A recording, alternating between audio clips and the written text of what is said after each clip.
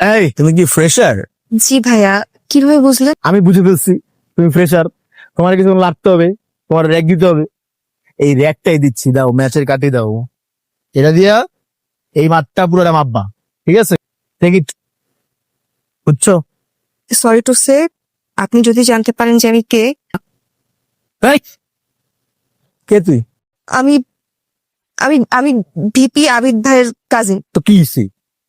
আবিদ ভাইয়ের নাম তো সবাই বেচে, আর তুমি যে আবিদের কাজিন, এটা কিভাবে বুঝবো?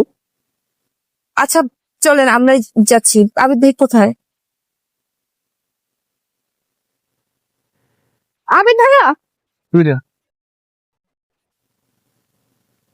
এটা কি হইতেছে? সরি ভাইয়া।